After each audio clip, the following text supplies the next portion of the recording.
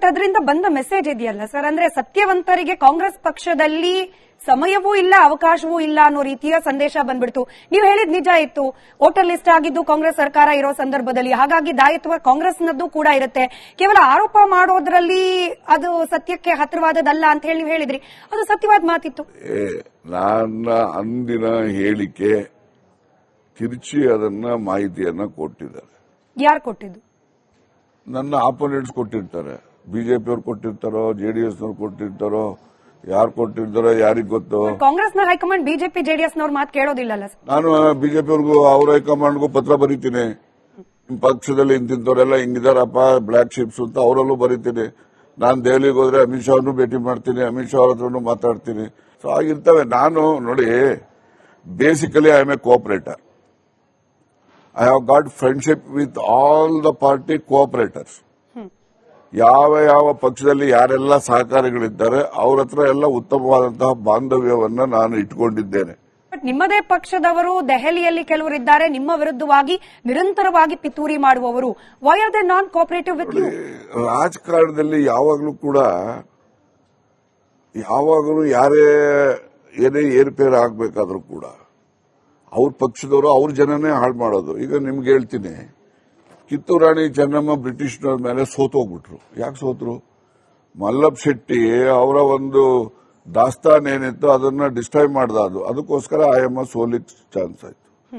ಈಗ ಟಿಪ್ಪು ಸುಲ್ತಾನು ಅವರು ಬ್ರಿಟಿಷ್ನವ್ರ ಮೇಲೆ ಯುದ್ಧ ಮಾಡುವಾಗ ಅವನು ಅವ್ರಿಗೆ ಸಿಕ್ಕಾಕೊಂಡು ಸಾಯ್ತಾನೆ.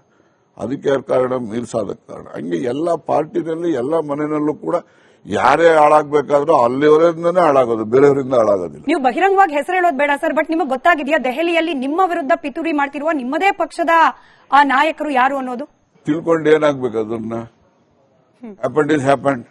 ತಿಳ್ಕೊಂಡು ಏನಾಗ್ಬೇಕು? ಅದಕ್ಕೋಸ್ಕರ ನನ್ನ ಶ್ರಮ, ನನ್ನ ಎನರ್ಜಿನ ಅಂತದಕ್ಕೆಲ್ಲ ನಾನು ಉಪಯೋಗ ಮಾಡಕ್ ಹೋಗೋದಿಲ್ಲ.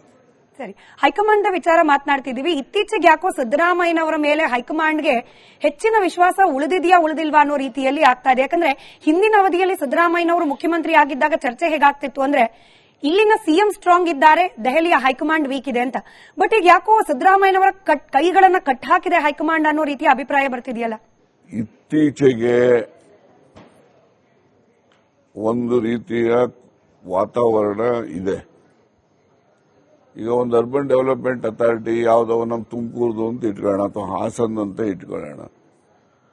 ಒಂದು ಅರ್ಬನ್ ಡೆವಲಪ್ಮೆಂಟ್ ಅಥಾರಿಟಿ ಅನೌನ್ಸ್ ಮಾಡಬೇಕಾದ್ರೆ ಅಲ್ಲಿ ಸ್ಥಳೀಯ ಮುಖಂಡರುಗಳು, ಆ ಜಿಲ್ಲೆಯ ಮಂತ್ರಿ ಮತ್ತೆ ಮುಖ್ಯಮಂತ್ರಿಗಳು ಕೂತ್ಕೊಂಡು ಅದನ್ನು ನಿರ್ಣಯ ಮಾಡ್ತಾ ಇದ್ರು. ಈಗ ಸ್ವಲ್ಪ ಬದಲಾವಣೆ ಆಗಿದೆ ಅಂತ ನನಗೂ ಅನಿಸುತ್ತೆ. ಯಾಕೆಂದ್ರೆ ಮೊನ್ನೆ ದೆಹಲಿ ಪಟ್ಟಿ ಬಂತಲ್ಲ, ಆ ಪಟ್ಟಿನಲ್ಲಿ ಹಾಸನ್ ಅರ್ಬನ್ ಅಥಾರಿಟಿದು ಅಲ್ಲಿಂದನೇ ಬಂದ್ಬಿಡ್ತದು. ಅದು ಆ ಪಟ್ಟಿ ನೋಡಿದ್ಮೇಲೆ ನನಗೆ ಹಂಗೆ ಅನ್ನಿಸ್ತು ಅಷ್ಟೇ. ಆದರೆ ನಡವಳಿಕೆಯಲ್ಲಿ ಯಾವ ರೀತಿ ಆಗ್ತದೆ ಅನ್ನೋದು ನನಗಿನ್ನೂ ಗೊತ್ತಿಲ್ಲ. ಸರಿ ಸರ್, ಸಿದ್ದರಾಮಯ್ಯನವರು 5 ವರ್ಷ ಕಂಪ್ಲೀಟ್ ಆಗಿ ಮುಖ್ಯಮಂತ್ರಿಗಳಾಗಿರಬೇಕು ಅನ್ನೋ ಆಗ್ರಹ ಪಕ್ಷದಲ್ಲಿ ಅನೇಕರದಿದೆ. ಹಾಗೆ ಅದರ ವಿರುದ್ಧವಾಗಿ ಮಾತನಾಡ್ತಿರುವವರದ್ದು ಕೂಡ ಅನೇಕರ ಒತ್ತಾಯ ಇದೆ. ಈ 5 ವರ್ಷ ಕಂಪ್ಲೀಟ್ ಮುಖ್ಯಮಂತ್ರಿಯಾಗಿ ಸಿದ್ದರಾಮಯ್ಯ ಇರ್ತಾರಾ ಇಲ್ವಾ ಅನ್ನೋದ್ರ ಬಗ್ಗೆ ನಿಮ್ಮ ಅಭಿಪ್ರಾಯ? ನೋಡಿ, ವೈಯಕ್ತಿಕವಾಗಿ ನಾನು ಅವ್ರು ಇರಬೇಕು ಅಂತಕ್ಕಂಥದ್ದು ಅಪೇಕ್ಷೆ ಪಡೋನು. ಆಮೇಲೂ ಕೂಡ ಹೈಕಮಾಂಡ್ ಅವ್ರು ಬೇಡ, ಅವರು ಬದಲಾಯಿಸ್ತೀವಿ, ತೀರ್ಮಾನ ತಗೊಂಡಿದೀವಿ ಅಂತಂದ್ರೆ ನಾವೇನ್ ಇಟ್ಕೊಳ್ಳಿ ಅಂತ ಹೇಳಕ್ಕಾಗ್ತದ? ನಮ್ಮದು ನೋಡಿ, ಈ ರಾಜ್ಯದಲ್ಲಿ ಸತ್ಯ ಹೇಳ್ಬೇಕಂದ್ರೆ, ಅಂದ್ರೆ ಇಷ್ಟೊತ್ತು ಹೇಳಿದ ಅಸತ್ಯ ಅಂತ ತಿಳ್ಕೊಬೇಡಿ. ಆಮೇಲೆ ಸತ್ಯ ಹೇಳಬೇಕು ಅಂದ್ರೆ 3 ಜನಕ್ಕೆ ಮಾತ್ರ ವೋಟನ್ನ ಟ್ರಾನ್ಸ್ಫರ್ ಮಾಡಿಸೋ ಅಧಿಕಾರ, ಶಕ್ತಿ ಇರೋದು. ಬಿಜೆಪಿನಲ್ಲಿ ಯಡಿಯೂರಪ್ಪನಿಗೆ ಶಕ್ತಿ ಇದೆ, ಜೆಡಿಎಸ್ ಅಲ್ಲಿ ದೇವೇಗೌಡ ಫ್ಯಾಮಿಲಿ ಶಕ್ತಿ ಇದೆ, ಕಾಂಗ್ರೆಸ್ನಲ್ಲಿ ಸಿದ್ದರಾಮಯ್ಯ ಶಕ್ತಿ ಇದೆ ವೋಟನ್ನ ಟ್ರಾನ್ಸ್ಫರ್ ಮಾಡಿಸುವಂಥದ್ದು. ಇವ್ರು 3 ಜನ ಆಯಾ ಪಕ್ಷದಲ್ಲಿ ಅವ್ರು ಇಲ್ಲ ಅಂದ್ರೆ ಆ ಪಕ್ಷಗಳೇ ಝೀರೋ ಆಗ್ತವೆ. ಗೊತ್ತಾಯ್ತಾ? ಇದು ಇರ್ತಕ್ಕಂಥ ವಾಸ್ತವ ಸ್ಥಿತಿ ನಮ್ಮ ರಾಜ್ಯದಲ್ಲಿ. ಇತ್ತೀಚೆಗೆ ಬಿಜೆಪಿನಲ್ಲಿ ಅವರು ಕೇಡರು ಅದೆಲ್ಲ ಅವರು ಸ್ಟ್ರಾಂಗ್ ಮಾಡಿದ್ದಾರೆ, ಅದು ಬೇರೆ ವಿಚಾರ. ಇತ್ತೀಚೆಗೆ ಯಡಿಯೂರಪ್ಪನವರ ಅಗತ್ಯತೆ ಅಲ್ಲಿ ಅಷ್ಟೊಂದು ಜಾಸ್ತಿ ಇಲ್ಲ ಅಂತ ನಾನು ಅನ್ಕೊಂತೀನಿ, ವೈಯಕ್ತಿಕವಾಗಿ ನನ್ನ ಅಸೆಸ್ಮೆಂಟ್. ಒಂದ್ ಕಾಲದಲ್ಲಿ ಯಡಿಯೂರಪ್ಪ ಇಲ್ಲ ಅಂದ್ರೆ ನೋ ಬಿಜೆಪಿ, ಜೆಡಿಎಸ್ಗೆ ಅವ್ರ ಫ್ಯಾಮಿಲಿ ಇಲ್ಲ ಅಂದ್ರೆ ನೋ ಜೆಡಿಎಸ್. ಹಾಗೆ ಕಾಂಗ್ರೆಸ್ನಲ್ಲೂ ಕೂಡ ಸಿದ್ದರಾಮಯ್ಯ ಇಲ್ಲ ಅಂದ್ರೆ ಕಾಂಗ್ರೆಸ್ ಇಲ್ಲ ಅನ್ನತಕ್ಕಂಥ ಭಾವನೆ ಜನರಲ್ಲಿ ಇರ್ತಕ್ಕಂಥದ್ದನ್ನ ನಾನು ಗಮನಿಸಿದ್ದೇನೆ. In case D K Shivakumar ಅವರ ಹಠಕ್ಕೆ ಬದ್ಧವಾಗಿ ಹೈಕಮಾಂಡ್ ಸಿದ್ದರಾಮಯ್ಯನವರನ್ನ ಕುರ್ಚಿಯಿಂದ ಕೆಳಗಿಳಿಸೋ ಪ್ರಯತ್ನ ಮಾಡಿದ್ರೆ will the party pay the price? Exactly, they have to pay the price. Not now, in future elections. ಈ ಉತ್ತರಾಧಿಕಾರಿಗಳ ಚರ್ಚೆ ಪ್ರಾರಂಭ ಆಗೋಯ್ತು, ಅದಕ್ಕೆ ಮುಖ್ಯಮಂತ್ರಿಗಳ ಮಗನೇ ಕಾರಣವಾಗೋದ್ರು. ಇಲ್ಲಿ ಮುಖ್ಯಮಂತ್ರಿ ಕುರ್ಚಿಯ ಉತ್ತರಾಧಿಕಾರಿ ಹೌದೋ ಅಲ್ಲೋ ಅವರೇ ಅದಕ್ಕೆ ವಿಶ್ಲೇಷಣೆ ಕೊಡಬೇಕು. ಆದ್ರೆ ಈ ಹಿಂದುಳಿದ ಸಮುದಾಯಗಳ, ಅದರಲ್ಲೂ ಅಹಿಂದ ವರ್ಗದ ನಾಯಕತ್ವವನ್ನು ಸತೀಶ್ ಜಾರಕಿಹೊಳಿ ಅವರಿಗೆ ವರ್ಗಾವಣೆ ಮಾಡಬೇಕು ಅನ್ನೋದು. ನೋಡಿ, ಹಿಂದುಳಿದ ವರ್ಗ ಅಹಿಂದ ವರ್ಗ ಅಂತಕ್ಕಂಥದ್ದನ್ನ ಬರೀ ಓಟು ನಾವು ಹೇಳ್ಕೊಳ್ತಿದ್ದೆ. ಆದ್ರೆ ಎಲ್ಲ ಜಾತಿಲೂ ಬಡವರಿದ್ದಾರೆ, ಅವರೆಲ್ಲ ಹಿಂದುಳಿದವರೇ, ಗೊತ್ತಾಯ್ತಾ? ಅದರಿಂದ ನಾವು ಏನೇ ಒಂದು ನಮ್ಮ ತೀರ್ಮಾನ ಚಿಂತನೆ ಇದ್ರೂ ಕೂಡ ಆ ಬಡವರ ಪರವಾಗಿ ನಮ್ಮ ಚಿಂತನೆಗಳು ಇರಬೇಕೇ ಹೊರತು ಯಾವುದೋ ಜಾತಿ ಆಧಾರಿತ ಚಿಂತನೆಗಳು ಬರಬಾರ್ದು ನಮ್ಮಲ್ಲಿ. ಸರ್, ನೀವು ಅಧಿಕಾರಕ್ಕೆ ಬರೋಕ್ಕಿಂತ ಮುಂಚೆ ಕಾಂಗ್ರೆಸ್ ಸರ್ಕಾರದಲ್ಲಿ ನಾವು ಮುಸಲ್ಮಾನರಿಗೆ ಅದು ಮಾಡ್ತೀವಿ ಇದು ಮಾಡ್ತೀವಿ ಅಂತ ಹೇಳಿ ಇಡೀ ರಾಜ್ಯದಲ್ಲಿ ಒಂದು ಕ್ಯಾಂಪೇನ್ ನಡೆಸಿ ನಿಮ್ಮ 4% ರಿಸರ್ವೇಶನ್ ಅನ್ನು ತರ್ತೀವಿ. ನಮ್ಗೆ ಯಾವತ್ತು ಬಿಜೆಪಿ ಸರ್ಕಾರ ಇದ್ದಾಗೂ ಕೂಡ ಬಂದು ನಮ್ಮನ್ನು ಹೆದರಿಸಿರೋಂಥದ್ದಿಲ್ಲ. ಒಂದು ಭಯವನ್ನು ಹುಟ್ಟಾಕಿ ಆಮೇಲೆ ನಾವು ಅದನ್ನ ಮಾಡಿಸ್ತೀವಿ ಇದನ್ನ ಮಾಡಿಸ್ತೀವಿ ಅಂತ ಹೇಳಿ ಲಾಸ್ಟಿಗೆ ನಿಮ್ ಕ್ಯಾಬಿನೆಟ್ ಎಲ್ಲಾ ರಚನೆ ಆದ್ಮೇಲೆ ನಮ್ಗೆ ಮುಸಲ್ಮಾನರಿಗೆ ಮೂಸು ನೋಡಲ್ಲ ನೀವು. ಯಾಕಂದ್ರೆ ನಮ್ಮಲ್ಲಿ ಒಂದು ನಂಬಿಕೆ ಹುಟ್ಟಿಸಿರ್ತೀರಾ, ಕಾಂಗ್ರೆಸ್ ಸರ್ಕಾರ ಬಂದ್ರೆ ಮಾತ್ರ ನೀವು ಧೈರ್ಯವಾಗಿರ್ಬೋದು, ಇಲ್ಲ ಅಂತ ಹೇಳಿದ್ರೆ ನಿಮ್ ಜೀವನದಲ್ಲಿ ನೀವು ಧೈರ್ಯವಾಗಿ ಇರಕ್ಕಾಗಲ್ಲ. ಬಿಜೆಪಿ ಅವರು ನಿಮ್ಮನ್ನ ಅಪೋಸ್ ಮಾಡ್ತಾರೆ, ನಿಮ್ಮನ್ನ ಬಿಡಲ್ಲ ಯಾವುದೇ ರೀತಿ ಅಂತ ಹೇಳಿ ಅನ್ನೋದು ಹುಟ್ಟಾಕಿರ್ತೀರಾ. ಅದಕ್ಕೆ ನಾನ್ ಕೇಳೋದು, ಇದು ಬಂದ ಮೇಲೆ ಅಧಿಕಾರಕ್ಕೆ ಯಾವ ಕೆಲಸನೂ ನೀವು ಮಾಡಲ್ಲ. ಸೊ ನಾನ್ ಕೇಳೋದು, ಒಬ್ಬ ಮುಸ್ಲಿಂ ಆಗಿ ನೀವು ಕಾಂಗ್ರೆಸ್ ಪಕ್ಷನ ಇಲ್ಲ ಕಾಮ್ಚೋರ್ ಪಕ್ಷನ ಸರ್? ನೀವು ಓಟ್ ಹಾಕುವಾಗ ಕಾಮ್ಚೋರ್ ಪಕ್ಷ ಅಂತ ತಿಳ್ಕೊಂಡಿದ್ದೀರೋ ಇದು ಕಾಮ್ ಪಕ್ಷ ಅಂತ ತಿಳ್ಕೊಂಡಿದ್ದೀರೋ ನೀವು ತೀರ್ಮಾನ ಹೇಳ್ಬೇಕು. ಮಾರ್ಕೆಟಿಂಗ್ ಯಾರು ಮಾಡೋ ನೀವೇ ಅಲ್ವೇನ್ರಿ? ನೀವು ಕೂಡ ಪ್ರಶ್ನೆ ಕೇಳುವಾಗ ಭಾಷೆಯ ಸಭ್ಯತೆ ಬಗ್ಗೆ ಗಮನ ಇರಲಿ ಸರ್. ನಿಮ್ ಪ್ರಶ್ನೆ ಇದ್ದಿದ್ದು ಮುಸಲ್ಮಾನರಿಗೆ ಕಾಂಗ್ರೆಸ್ನವರು ಕೊಟ್ಟ ಭರವಸೆಯನ್ನು ಈಡೇರಿಸ್ತಿಲ್ಲ ಅಂತ. ನೋಡಿ, ಮುಸ್ಲಿಮ್ಸು ಏನಿದ್ದಾರೆ ಅವರು ಬುದ್ಧಿವಂತ ಮತದಾರರು. ಅವ್ರದ್ದು 1 ಪಾಯಿಂಟ್ ಪ್ರೋಗ್ರಾಮ್ ಏನಿರುತ್ತೆ ಅಂತ ಹೇಳಿದ್ರೆ ಅವರು ಬಿಜೆಪಿ ಸೋಲಿಸಬೇಕು ಅಂತ ಇರ್ತಾರೆ ಅಷ್ಟೇ. ಅವರು ಕಾಂಗ್ರೆಸ್ ಗೆಲ್ಲಿಸಬೇಕು ಅಂತ ವೋಟ್ ಹಾಕೋದಿಲ್ಲ, ಅವರು ಬಿಜೆಪಿ ಸೋಲಿಸಬೇಕಂತದ್ದು. ಅದು ಇಲ್ಲಿನೂ ಅಷ್ಟೇ, ದೇಶದಲ್ಲಿ ಎಲ್ಲಾ ಕಡೆನೂ ಅಷ್ಟೇನೆ ಅವ್ರದ್ದು. ನಿಮ್ಗೆ ಯಾವ್ದಿದೆ ಬೇರೆ ಆಲ್ಟರ್ನೇಟಿವ್? ಅದಕ್ಕೆ ವೋಟ್ ಹಾಕ್ತೀರಾ ಅಷ್ಟೇ.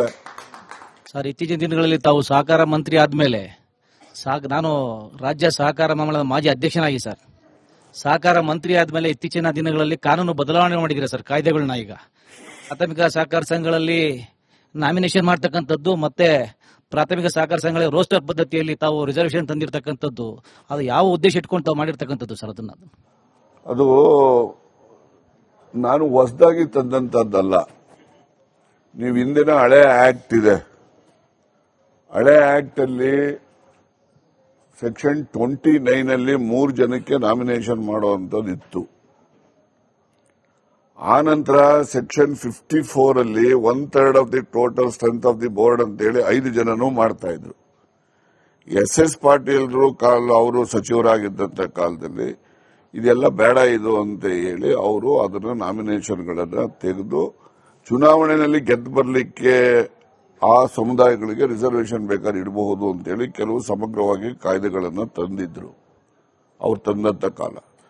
ನಾನು ಬಂದ ಮೇಲೆ ಇಲ್ಲ ಸರ್ವರಿಗೂ ಸಮಬಾಳು ಸಮಪಾಲು ಅಂತ ಭಾಷಣ ಮಾಡ್ತಾ ಇದ್ದೀವಲ್ಲ ನಾವು, ಅದಕ್ಕೆ ಬೇರೆ ಯಾರು ಅನ್ರೆಪ್ರೆಸೆಂಟೆಡ್ ಕಮ್ಯುನಿಟೀಸ್ ಇರ್ತವೆ ಅವು ಕೂಡ ಈ ಒಂದು ಸಹಕಾರಿ ಆಂದೋಲನದಲ್ಲಿ ಬರಲಿ ಅಂತ ಹೇಳಿ ನಾನು ರಿಸರ್ವೇಶನ್ ಅನ್ನ ತಂದಿರೋದು.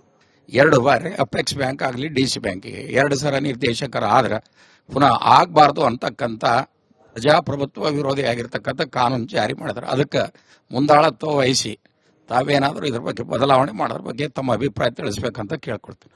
ಕೋಆಪರೇಷನ್ ಅಂತಕ್ಕಂಥದ್ದು ಸ್ಟೇಟ್ ಸಬ್ಜೆಕ್ಟ್ ಇದೆ. ಮೊನ್ನೆನೂ ಕೂಡ ನೀವು ಎಲ್ಲ ಇದ್ದಂತ ಸಂದರ್ಭದಲ್ಲೇ ಮುಖ್ಯಮಂತ್ರಿಗಳ ಗಮನ ಕೂಡ ಸೆಳೆದಿದ್ದು, ನೀವು ಒಂದು ಪತ್ರ ಬರೀರಿ ಕೇಂದ್ರಕ್ಕೆ, ಇದು ಸ್ಟೇಟ್ ಸಬ್ಜೆಕ್ಟ್ ಇದೆ, ಸ್ಟೇಟ್ ಸಬ್ಜೆಕ್ಟ್ ಅಲ್ಲಿ ನೀವು ಈ ತರ ಅಮೆಂಡ್ಮೆಂಟ್ ಮಾಡಿದ್ರೆ it is an infringement on the powers of the state government ಅಂತ ಹೇಳಿ ನೀವು ಬರೀರಿ. ನಾನು ಬೇರೆ ರಾಜ್ಯದ ಮುಖ್ಯಮಂತ್ರಿಗಳಿಗೂ ಕೂಡ ಸಂದರ್ಭ ಬಂದಾಗ ಅವ್ರ ಗಮನಕ್ಕೂ ತಂದು ಅಲ್ಲಿಂದನೂ ಕೂಡ ಪತ್ರ ಬರೆಸೋಣ, ಕೇಂದ್ರ ಸರ್ಕಾರಕ್ಕೆ ಮನವಿ ಮಾಡೋಣ ಅಂತ ಹೇಳಿ ಅವ್ರಿಗೂ ಕೂಡ ಮನವಿ ಮಾಡಿದ್ದೇನೆ, ತಮಗೂ ಕೂಡ ಗೊತ್ತಿದೆ. ಸರ್, ಒಂದು ತಮ್ಮ ಕಾಂಗ್ರೆಸ್ ಹೈಕಮಾಂಡ್ಗೆ ಏನಾದರೂ ಅಸಮಾಧಾನ ಇದೆಯಾ ಸರ್ ತಮ್ಮ ಮೇಲೆ? ಮುಖ್ಯವಾಗಿ ತಮ್ಮನೇನು ಸಚಿವ ಸ್ಥಾನದಿಂದ ಕೈ ಬಿಟ್ಟಿದ್ದಾರೆ? ನನಗೆ ಹೈಕಮಾಂಡ್ ಯಾರು ಗೊತ್ತೇನ್ರಿ? ನನ್ನ ಕ್ಷೇತ್ರದಲ್ಲಿ ಇರ್ತಕ್ಕಂಥ ಮತದಾರರು ನನ್ನ ಹೈಕಮಾಂಡ್ ಅಷ್ಟೇ. ನಾನು ಯಾವ ಹೈಕಮಾಂಡ್ ಗಿಕಮಾಂಡ್ ಅವೆಲ್ಲ ಬಟ್ ನಿಮ್ಮ ಒಪ್ತೀನಿ ಸರ್. ಹಾಗಾದ್ರೆ ಕಾಂಗ್ರೆಸ್ ಹೈಕಮಾಂಡ್ಗೆ ಏನು ಅಸಮಾಧಾನ ಆಯಿತು? ಈಗ ಅಪೆಕ್ಸ್ ಬ್ಯಾಂಕ್ ನಲ್ಲಿ ಅಂದ್ರೆ ಮಾಧ್ಯಮಗಳೇ ಪ್ರಕಟ ಮಾಡದಂಗೆ ಸರ್ ಕೆಲವು ಹಗರಣಗಳು ಬೆಳಕಿಗೆ ಬಂತು ಸರ್. ಯಾವ ಹಗರಣ ಹೇಳಿ? ಬಹುಕೋಟಿ ಸುಮಾರು ಆ 2 ಸಾವಿರ ಒಂದು ಕೋಟಿ tell me ಅಪೆಕ್ಸ್ one. ಒಂದು ಹಗರಣಗಳು ತಮ್ಮದೇ ಹೆಸರಲ್ಲಿ ಬೆಳಕಿಗೆ ಬಂತು. ಹೌದಪ್ಪ, ಅದಕ್ಕೆ ಇವ್ರು ಯಾಕೆ ನಾನು ಮಾಡ್ಲಿಲ್ಲ? ಹೇಳ್ತೀನಿ ಕೇಳ್ರಿ ಇಲ್ಲಿ, ನೀವು ಕೇಳಿ ದಯಮಾಡಿ.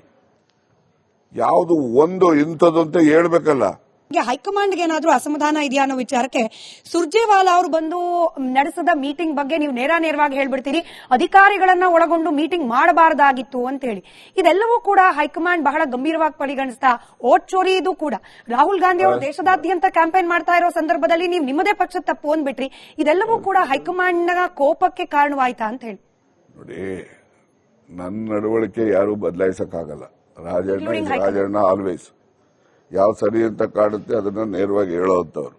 ಬೇಸಿಕಲಿ ನಾನು ಯಾವುದೇ ಪೊಲಿಟಿಕಲ್ ಪಾರ್ಟಿ ಕಾಂಗ್ರೆಸ್ ಅಂತ ಇದ್ರೂ ಕೂಡ ಬೇಸಿಕಲಿ ಐ ಆಮ್ ಎ ಕೋಆಪರೇಟರ್. ಗೊತ್ತಾಯ್ತಾ?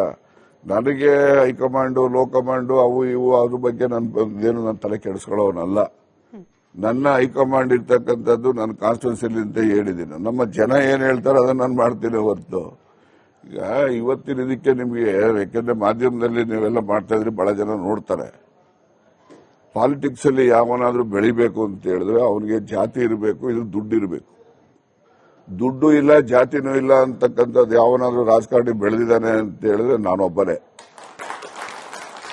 ಹೆಂಗ್ ಬೆಳೆದಿದ್ದೀನಿ ಅಂದ್ರೆ because of this cooperative movement, ನನ್ನ ಪರ್ಫಾರ್ಮೆನ್ಸ್ ಮೇಲೆ ಬೆಳೆದಿರೋನು. ಈ ವೋಟಿಂಗ್ ವಿಚಾರಕ್ಕೆ ಸಂಬಂಧಪಟ್ಟಂತೆ ಸರ್, ನಿಮ್ಮ ರಾಜಕೀಯ ಪ್ರಭಾವ ಬೇರೆ ಕ್ಷೇತ್ರಗಳ ಮೇಲೂ ಕೂಡ ಇದೆ ಅನ್ನೋದಕ್ಕೆ ಹಾಸನದ ಚುನಾವಣೆ ಅದಕ್ಕೆ ಉದಾಹರಣೆಯಾಗಿ ನಿಲ್ತು. ನೀವು ಅಲ್ಲಿ ಹೋಗಿ ಗೆಲ್ಲಿಸ್ಕೊಂಡು ಬರ್ತೀರಿ, ಬಟ್ ನಿಮ್ಮದೇ ಕ್ಷೇತ್ರ ವ್ಯಾಪ್ತಿಯಲ್ಲಿ 12,000 ಲೀಡ್ ಸಿಕ್ಬಿಡುತ್ತೆ ಸೋಮಣ್ಣ ಅವರಿಗೆ. ಅದು ನೋಡಿ ಹೇಳ್ತೀನಿ ನಿಮಗೆ, ಇದೇ ಹೋದ ಎಲೆಕ್ಷನ್ ಅಲ್ಲೂ ಕೂಡ ದೇವೇಗೌಡರು ಬಂದು ನಿಂತ್ಬಿಟ್ರು. ನಾವೆಲ್ಲ ದೇವೇಗೌಡರಿಗೆ ಸಹಾಯ ಮಾಡಲಿಲ್ಲ. ನಾವು ಆಗ ಬಿಜೆಪಿ ಬಸವರಾಜ್ಗೆ ಮಾಡಿದ್ದು. ನಮ್ಮ ತಲೆಯನ್ನು ಮುಚ್ಚು ಮರೆ ನಾಚಿಕೆ ಗೀಚಿಗೆ ನನ್ನ ಹತ್ರ ಏನಿಲ್ಲ, ಸತ್ಯ ಹೇಳೋನು. ಅವಾಗಲೂ 15,000 ದೇವೇಗೌಡರು ವಿರುದ್ಧವಾಗಿ ಬಸವರಾಜಿಗೆ ಬಹುಮತ ಕೊಟ್ಟಿತ್ತು. ನಮ್ಮ ಕ್ಷೇತ್ರದಲ್ಲಿ ಏನಿದೆ, ಅಸೆಂಬ್ಲಿ ಚುನಾವಣೆ ಬಂದ್ರೆ ನನಗಾಗ್ತಾರೆ ಓಟು, ಎಲ್ಲ ಬಿಜೆಪಿಯವರು ಹಾಕ್ತಾರೆ, ಎಲ್ಲ ಪಾರ್ಟಿಯವರು ಹಾಕ್ತಾರೆ. ಲೋಕಸಭೆ ಚುನಾವಣೆ ಬಂದ್ರೆ ಮೋದಿ ಹೆಸರು ಮೇಲೆ ಮೋದಿ ಅವ್ರಿಗೆ ಹಾಕ್ತಿವಿ ಅಂತ ಹಾಕ್ತಾರೆ. ಅವ್ರು ನನಗೆ ಹೇಳೇ ಹಾಕ್ತಾರೆ, ಸುಮ್ಮನೆರಪ್ಪ ಇದು ಪಾರ್ಲಿಮೆಂಟ್ ಎಲೆಕ್ಷನ್ ನಾವು ಹತ್ಕಡಿಗೆ ಹಾಕ್ತಿವಿ ಅಂತ. ನಾವೇನಾದ್ರು ಹಠ ಮಾಡಿ ಹಾಕ್ಬೇಡಿ ಅಂತಂದ್ರೆ ಮುಂದಿನ ಎಲೆಕ್ಷನ್ ನಮಗೆ ಹಾಕಲ್ಲ ಅವರು. ಗೊತ್ತಾಯ್ತಾ? ವಾಸ್ತವಾಂಶ ಹೇಳ್ಬೇಕಂದ್ರೆ ಅದಕ್ಕೆ ಆಯ್ತಪ್ಪ ನೀವೆಲ್ಲ ಹಾಕ್ತಾರೆ, ಮುಂದಕ್ಕೆ ನಮಗೆ ಕೈ ಬಿಡ್ಬೇಡ್ರಪ್ಪ ಅಂತ ಹೇಳಿ ಕಳಿಸ್ತೀವಿ ನಾವು. ಹಂಗಾಗಿ ಹಾಕ್ತಾರೆ. ಏನ್ ಪ್ರಜಾಪ್ರಭುತ್ವ ವ್ಯವಸ್ಥೆಯಲ್ಲಿ ಅದರಲ್ಲೂ ಕೂಡ ಪ್ರಬುದ್ಧ ಮತದಾರರು. ಈಗ ನಾವು ಯಾರನ್ನು ಕೂಡ ಬಂಧನ ಮಾಡಿ ಹಿಂಗೆ ಹಾಕ್ಸಿ ಹಂಗೆ ಹಾಕಿ ಅಂತ ಹೇಳಲಿಕ್ಕೆ ಒತ್ತಾಯ ಮಾಡಕ್ಕೆ ಆಗೋದಿಲ್ಲ. ಅವರೆಲ್ಲ ನಿರ್ಣಯ ಮಾಡ್ಬಿಡ್ತಾರೆ ಯಾರಿಗೆ ಹಾಕ್ಬೇಕು. ಈಗ ಲೋಕಸಭೆ ಬಂತು, ಇಲ್ಲಪ್ಪ ನಾವು ಇದಕ್ಕೆ ಹಾಕ್ಬಿಡ್ತೀವಿ, ಯಾರಿಗೆ ಕಾಂಗ್ರೆಸ್ಗೆ ಅಂತ ಹೇಳಿ ಹೇಳ್ತಾರೆ ಅನ್ನೋದು ನಮ್ಮ ಮುಂದೆ ಹೇಳಿದ್ರು ಕೂಡ ಹಿಪೋಕ್ರಾಟ್ಸ್. ನಮ್ಮ ಮುಂದೆ ಸುಮ್ಮನೆ ಹೇಳ್ತಾರೆ, ಹೊರಗಡೆ ಹೋಗಿ ಅವರು ಪಾರ್ಲಿಮೆಂಟ್ ಬಂತು ಅಂದ್ರೆ ಮೋದಿ ಹೆಸರು ಮೇಲೆ ಪಾರ್ಲಿಮೆಂಟ್ ಅಲ್ಲೇ ಹಾಕ್ತಾರೆ ಅವರು. ಹಾಗಾಗಿ ನಡೆಯುತ್ತೆ ಹೊರತು ಈಗ ನಾನು ಆಗಿದ್ಮೇಲೆ ಅದೇ ಇದು ಯಾಕೆ ಹಾಸನದಲ್ಲಿ ಆಗ್ಲಿಲ್ಲ ನಿಮ್ಗೆ ಹೇಳ್ತೀನಿ. ಹಾಸನ್ ಪ್ರಾಪರ್ ಅಲ್ಲಿ ಲಾಸ್ಟ್ ಅಸೆಂಬ್ಲಿ ಎಲೆಕ್ಷನ್ ಅಲ್ಲಿ ನಮ್ಮ ಅಭ್ಯರ್ಥಿ 4,000 ವೋಟ್ ತಗೊಂಡಿದ್ದ. 4,000 ವೋಟ್ಸ್ ಅಷ್ಟೇ, 4,000 ವ್ಯತ್ಯಾಸ ಅಲ್ಲ. ತಗೊಂಡಿದ್ದು ಓಟೇ 4,000. ಈಗ ಮೊನ್ನೆ ಪಾರ್ಲಿಮೆಂಟ್ ಎಲೆಕ್ಷನ್ ಅಲ್ಲಿ ಅದೇ ಕಾನ್ಸ್ಟಿಟ್ಯೂನ್ಸಿನಲ್ಲಿ ಕಾಂಗ್ರೆಸ್ ಅಭ್ಯರ್ಥಿಗೆ 88,000 ವೋಟ್ ಬಂತಲ್ಲ, ಹೇಗೆ ಬಂತು? ಅದಕ್ಕೆ ಜೆಡಿಎಸ್ ನ ಸ್ವಯಂಕೃತ ಅಪರಾಧ ಕೂಡ ಕಾರಣವಾಯ್ತಾ ಅಂತ ಹೇಳಿ. ಜೆಡಿಎಸ್ ಇಟ್ ಈಸ್ ನೋಡಿ ಸ್ಟ್ರಾಂಗ್ ಹೋಲ್ಡ್ ಅದು. ಹಾಸನಲ್ಲಿ ಯಾರೇನು ಅಲ್ಲಾಡ್ಸಕ್ ಆಗೋದಿಲ್ಲ. ಬಟ್ ನಾನಲ್ಲಿ ಹೋದ್ಮೇಲೆ ನಾನೇನ್ ಮಾಡಿದೆ, ನಾನಲ್ಲಿ ಈ ಸೋಷಿಯಲ್ ಇಂಜಿನಿಯರಿಂಗ್ ಅಂತ ಪಾಲಿಟಿಕ್ಸ್ ಅಲ್ಲಿ ಹೇಳ್ತೀವಿ ಒಂದೊಂದ್ಸರಿ. ಈ ಬೇರೆ ಬೇರೆ ಸಮುದಾಯಗಳು ಸಣ್ಣ ಪುಟ್ಟವೆಲ್ಲ ಇದಾವಲ್ಲ, ಆ ಎಲ್ಲ ಸಮುದಾಯಗಳನ್ನು ಕೂಡ ನಾನು ಕಾಂಗ್ರೆಸ್ ಪಕ್ಷದ ಪರವಾಗಿ, ನೋಡಪ್ಪ ನಾನು ಇನ್ಚಾರ್ಜ್ ಇದ್ದೀನಿ, ನನ್ನ ಮಾನ ಮರ್ಯಾದೆ ಹೋಗ್ತದೆ, ನೀವೆಲ್ಲ ಸಹಾಯ ಮಾಡಬೇಕು ಹಂಗೆ ಹಿಂಗೆ ಅಂದ್ರೆ ಅವರೆಲ್ಲ ಆಯ್ತು ಬೇಡ ಈ ಸತಿಗೆ ಹಾಕ್ಬಿಡ್ತೀವಿ, ಇನ್ನೊಂದು ಸತಿ ಕೇಳಬೇಡ ನೀನು ಅನ್ನೋರು. ಈ ಫಸ್ಟ್ ಇದು ಹಾಕ್ರಪ್ಪ ಆಮೇಲೆ ನೋಡ್ಕೊಳ್ಳೋಣ ಅಂತ ಹೇಳ್ಕೊಂಡು ಓಟ್ ಹಾಕಿ. ಈಗ 4,000 ವೋಟ್ ಇದ್ದಿದ್ದು 88,000 ವೋಟ್ ತಗೊಂಡು ಹೋಗ್ಬೇಕು ಅಂದ್ರೆ ಶ್ರಮ ಇಲ್ಲದೆ